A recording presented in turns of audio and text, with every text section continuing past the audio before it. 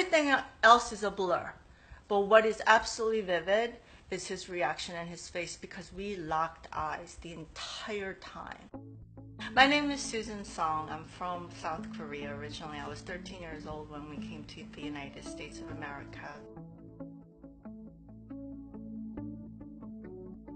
I knew that Koreans ate dogs, but I never saw actual videos. When I saw these images, I just said, I just can't stand by. So the South Korean president was in town for the UN General Assembly. He had like a couple of events per day, but there's no guarantee of any access to him. I thought of every possibility, morning, noon, and night, just be wherever he was gonna be with my poster. Whatever it took to get my message across. I knew where he was going to be. He was going to meet with Korean Americans at the Intercontinental Barclay. But when we actually got there, they were telling us to keep moving. So we could go either this direction, or that direction. So we crossed the street, and in the corner of my eye, I saw an NYPD car. But in that car, in the passenger seat, was a Korean man in a plain dark suit. So I said, this might be it. And so we started walking down from there, and then the third car was the president. Year to year, he was just grinning because he saw me in this beautiful, colorful dress floating towards him. When I recognized that it's the president, I immediately pulled out my poster. You see me doing the half bow, not the full 90-degree bow, because as I'm bowing, I want to make sure it's him, not doing it to some other guy.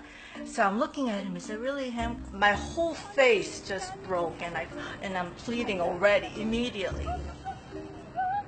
When he saw my face break, his own face, his own expression changed from happiness to look of pain, because he knew what poster I was holding. He knew what I was saying. He could hear me. He could see my face, my emotion. And then he closed his eyes firmly, and then he started to nod his head like, I understand. Then he went back to his relaxed smile, and then he started looking at other activists, appreciating what we were there for, and he continued to nod to every one of us like, I understand, I got you.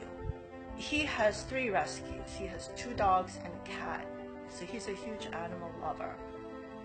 They say anywhere between 2.5 and 3 million dogs are consumed per year. Majority of them are farmed. They live their entire life in these metal cages where they're elevated so their feet never touch the ground. They never go out for a walk. They eat, sleep in those cages for about 2 years, and then they're slaughtered. What happened that day, it was meant to happen. And I worked really hard for 14 months, every day, trying to figure out how I can help, how I can make a difference. It's what I've been living and breathing. I'm just grateful that it happened. I'm grateful that the president allowed me to stand there. There were plenty of guards. They could easily have blocked me from even looking at him or talking to me or shoo me further away onto the sidewalk. They just let me be. And I'm grateful for that opportunity. I'm grateful because, the dogs and cats, they got hurt. They got seen and hurt that day. I will devote my whole life defending animals. There's no turning back. My husband and I are planning to go to Korea in November. I like to go there and meet the activists.